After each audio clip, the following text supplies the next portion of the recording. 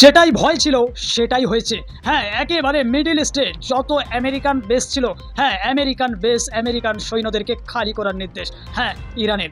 একেবারে আমেরিকা এবং ইসরায়েলকে নাকের উপরে দম করে রেখে দিয়েছে ইরান, ভাবা যায়? হ্যাঁ, একেবারে মিডল ইস্টে যতগুলো আমেরিকান বেস আছে, কাতার, কুয়েত, আরব আমিরাত যতগুলো, হ্যাঁ, সব একেবারে খালি করার নির্দেশ। হ্যাঁ, ভাবতে পারেন আরও কিন্তু এই যুদ্ধটা আরও কিন্তু ভয়ানক হতে চলেছে। হ্যাঁ, কি হবে আগামী দিন সেটা উপরওয়ালাই জানে, কিন্তু বর্তমান পরিস্থিতি বড়ই ভয়ানক। হ্যাঁ, ইরান আরও জোরদার, আরও যুদ্ধ আরও শক্তিশালী করছে। হ্যাঁ, তারা বলছে যে আমাদের কাছে পুরাতন যে মিসাইলগুলো ছিল সেগুলো আমরা ব্যবহার করেছি, এবারে নতুন মিসাইল, হ্যাঁ, নতুন যেগুলো আছে সেগুলো আমরা ব্যবহার করব।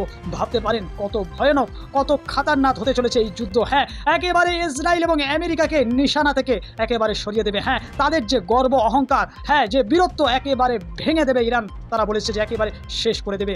ভাবতে পারেন, হ্যাঁ, সেই ইরান, সেই আব্দুলের দেশ, হ্যাঁ, সে আব্দুলের হায়দার, সেই হায়দারের দেশ, হ্যাঁ, একেবারে আলী, হ্যাঁ, হায়দারের দেশ কি বলছে যে একেবারে ইসরায়েলকে, হ্যাঁ, বুঝিয়ে দেওয়া হবে, অক্ষরে অক্ষরে বুঝিয়ে দেওয়া হবে যে ইরান কি জিনিস। হ্যাঁ, কি বলবেন এই বিষয়ে? আপনাদের মতামত অবশ্যই জানাবেন এবং ভিডিওটা সর্বোচ্চ শেয়ার করে আমাদের পাশে থাকবেন।